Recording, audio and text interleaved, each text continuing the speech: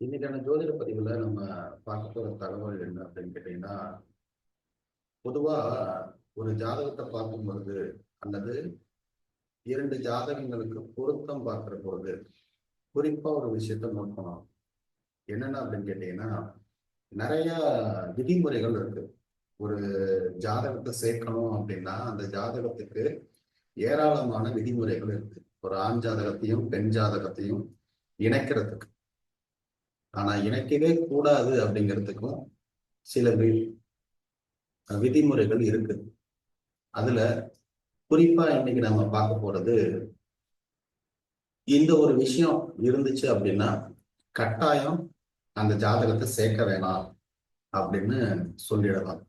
என்னங்க அது அப்படின்னு கேட்டா, ஒரு ஜாதகத்தை எடுக்கும் பொழுது அந்த ஜாதகத்துல நாம சொல்லுவோம், இந்த கிரகங்கள்லாம் சுப கிரகங்கள், இந்த கிரகங்கள்லாம் அசுப கிரகங்கள் அப்படின்னு சொல்றோம்.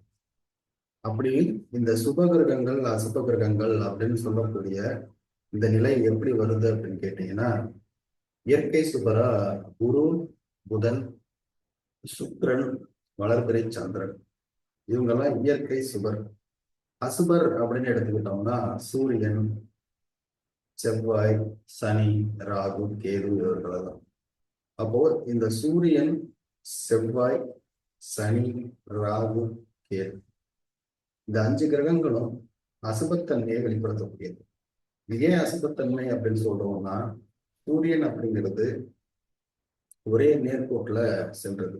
அதாவது ரஜினி மாதிரி என் வழி தனி வழி அப்படின்னு போகக்கூடியது. செவ்வாய் அப்படின்னு எடுத்துக்கிட்டோம்னா சுயமரியாதைக்காகவும் தன்மானத்துக்காகவும் ஈகோவை விட்டு கொடுக்காதது. சனி அப்படிங்கிறது சூரியனுக்கு எப்படி என் வழி தனி வழி அப்படிங்கிற மாதிரி, சனி அப்படிங்கிறவருக்கும் அவரோட வழி தனி வழி. அவர் எந்த வழியில போறாரு, எந்த வழியில வாராரு அப்படிங்கிறத அவரால் மட்டும்தான் சொல்ல முடியும். ஏன்னா அவரு தான் நமக்கு கர்மத்திற்கு காரணம். அதனால அவருக்குன்னு ஒரு சட்டம், ரூல்ஸ் இருக்கு. அந்த ரூல்ஸை தாண்டி அவர் வரமாட்டாரு. அந்த ரூல்ஸுக்குள்ள வரக்கூடிய நபர்களை மட்டும்தான் அவர்களை ஈர்க்க முடியும். அதனாலதான் இந்த சனி செவ்வாய் சேர்க்கை, சனி சூரியன் சேர்க்கை, சனி சந்திரன் சேர்க்கை, சனி ராகு கேது சேர்க்கை, இது எல்லாமே மோசமான ஒரு சேர்க்கையா சொல்லப்படும். ஏன்னா சனி யாருக்காகவும் எதுக்காகவும் வளைஞ்சு கொடுத்து போக மாட்டார். அப்படி இருக்கும்பொழுது ஒரு பெண்ணுடைய ஜாதகத்துக்கு ஒரு ஆணுடைய ஜாதகத்தை இணைக்கணும்.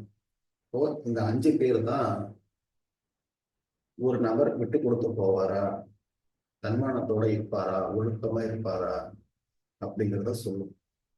அப்படி இருக்கக்கூடிய நிலையில ஒரு ஆணுடைய ஜாதகத்துல இந்த அஞ்சு கிரகங்களும் தங்களுடைய சாரங்கள்ல ஒருத்தர் மாத்தி ஒருத்தர் நின்னாங்க அப்படின்னா இந்த ஜாதகத்தை சேர்க்கவே கூடாது. அது ஆணுக்கா இருந்தாலும் சரி, பெண்ணுக்கா இருந்தாலும் சரி. இந்த ஒரு ரூலை நீங்க கட்டாயம் உங்க அத்தனை ஜாதகங்களையும் ஒப்பிட்டு பார்க்கணும். வீட்டுக்குள்ள சண்டை அடிக்கடி வந்துகிட்டே இருக்கு அப்படின்னாலுமே ஒரு நிமிஷம்